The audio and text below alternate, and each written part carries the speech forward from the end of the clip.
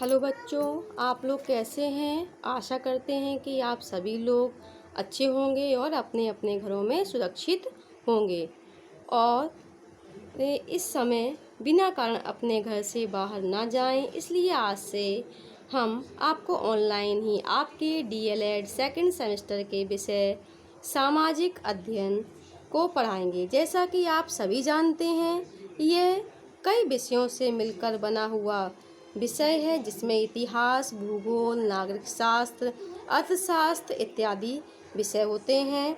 तो आज हम लोग इतिहास विषय पर चर्चा करेंगे। इसमें आज का हमारा टॉपिक होगा भारत में प्रथम साम्राज्य मौर्य काल। क्या होगा? भारत में प्रथम साम्राज्य मौर्य काल। तो मौर्य काल से ही प्राचीन भारतीय इतिहास का गौरवमयी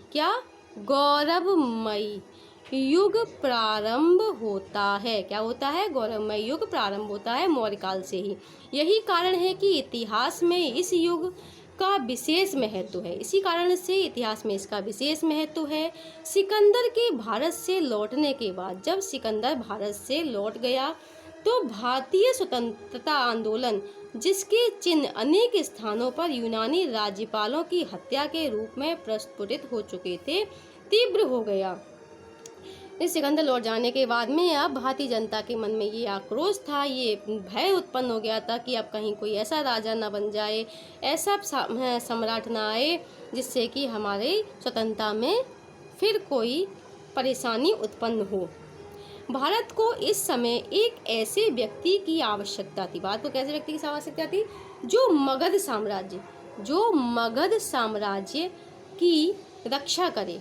ऐसे व्यक्ति की जो मगध साम्राज्य की रक्षा करे, विदेशी आक्रमणों से उत्पन्न संकट को, जो विदेशी आक्रमण से उत्पन्न संकट हैं उनको दूर करे तथा देश के विभिन्न भागों को एक सूत्र में बांधकर चक्रवर्ती सम्राट के आदर्श का पालन करे। जैसे कि एक चक्रवर्ती सम्राट होता है, वैसे ही आदर्शों का वह पालन करते हुए राजनीति को एकता प्रदान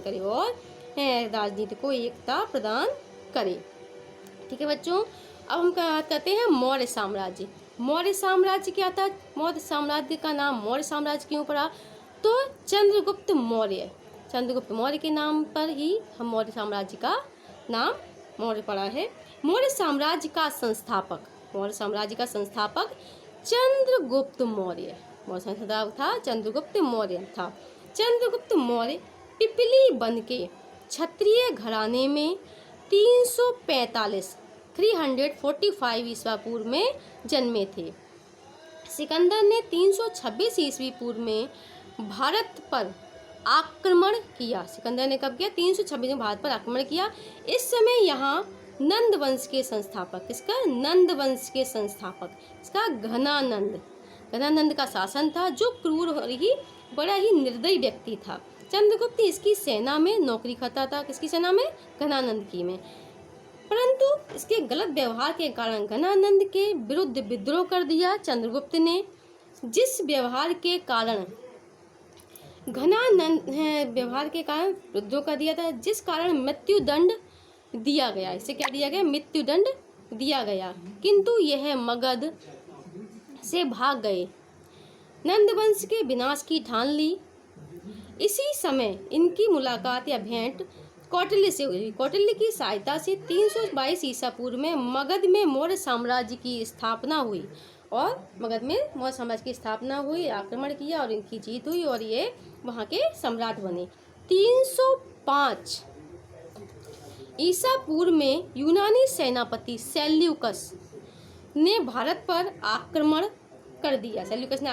लेकिन चंद्रगुप्त और में संधि हो गई तथा सेल्यूकस ने हिंदुकस पर्वत प्रांत उपहार में चंद्रगुप्त मौर्य को दिया तथा सेल्यूकस ने मेगास्थनीज को चंद्रगुप्त के दरबार में भेजा। चंद्रगुप्त ने पहली बार एक केंद्रीय शासन के अंतर्गत विशाल साम्राज्य स्थापित किया। ये था मौर्य वंश। मौर्य वंश को मौर्य वंश क्यों कहा जाता है, किसके नाम से मौर्य वंश का नाम मौर्य काल पड़ा।